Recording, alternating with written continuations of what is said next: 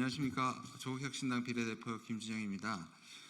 오늘 긴급 기자회견은 최근에 살상무기와 파병에 관한 문제인데 조금 구체적입니다. 왜냐하면 마치 유연하게 그리고 향후의 북러의 상황을 봐서 대처하겠다는 대통령 말이 사실은 거짓에 가깝고요. 이미 이전에 벌써 지난주부터 이 살상무기 제공에 관해서 국방부와 여러 인사들이 나토에 파견됐다는 사실을 저희가 알게 됐고, 그런 부분에서 우리가 생각하는 것보다 훨씬 빠른 속도로 꼼수 파병과 꼼수 살상무기와 파병을 동시에 진행하고 있다는 긴급한 마음에 준비했습니다. 기자회견문을 그리고 같이 저는 외통위 소속이고 우리 김병조 의원님은 국방위 소속입니다. 같이 대처해야 되는 문제이기 때문에 공동 기자회견을 마련했습니다. 기자회견문을 말씀하시고 기자회견 하셔도 될 것 같습니다.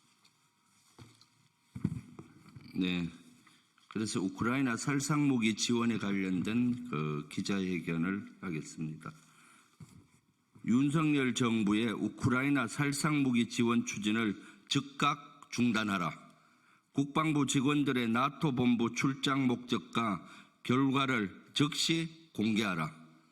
윤석열 정부가 우크라이나의 살상무기 지원을 검토하고 있습니다.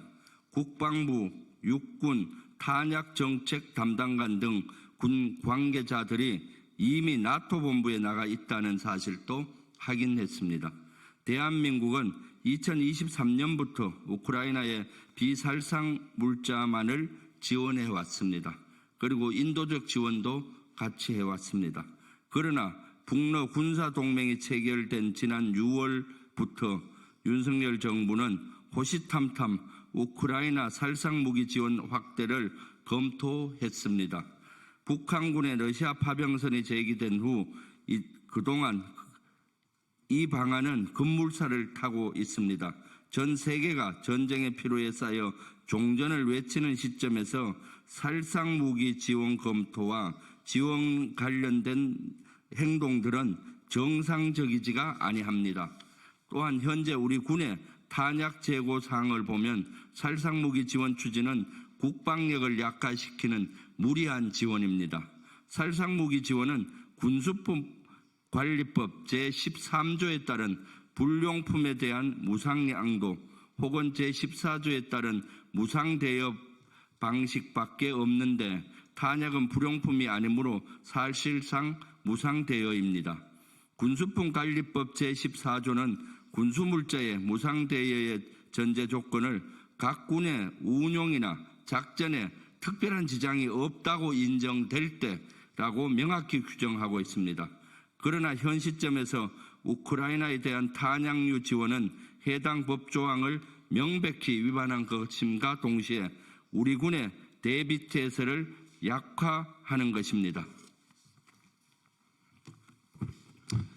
우리 군은 군수품관리훈령 제34조에서 탄약은 60일분을 유지할 것을 명확하게 규정하고 있습니다. 그러나 우리 군이 보유한 다수의 탄종이 60일분을 유지하지 못하고 있습니다. 심지어 포탄들 중에는 일주일밖에 없는 것들도 있습니다. 당장 휴전선에서 전쟁이 벌어질 경우 우리가 쓸 탄약도 모자란다는 뜻입니다.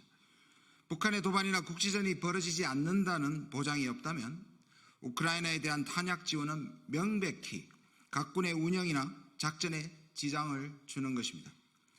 나아가 동종, 동량, 반환이라 이 사실상 불가능하므로 소모성 물자 대여 금지라는 군수품 관리 훈령 원칙도 위반하게 됩니다. 규정을 위반하고 우리 군의 대비태세에 구멍을 내면서 탄약을 지원해야 할 정도로 북한군 파병설의 내용과 우리에게 미칠 영향은 분명하지 않습니다. 우크라이나 살상무기 지원 추진을 즉각 중단할 것을 촉구합니다. 또한 지난주 윤석열 대통령의 우크라이나 살상무기 지원 확대 검토 발표 당시 이미 국정원과 함께 나토 본부로 출장을 떠나 있던 국방부 직원들의 공무상 출장 목적과 결과를 명백하게 밝히고, 특히 출장 명단에 어떠한 이유로 육군 탄약 정책 담당관이 포함되었는지와 함께 출장의 명령권자 그리고 출장 계획 시점 등의 내용도 소상히 밝힐 것을 촉구합니다. 2024년 10월 30일 더불어민주당 국회의원 김병주, 조국혁신당 국회의원 김준영,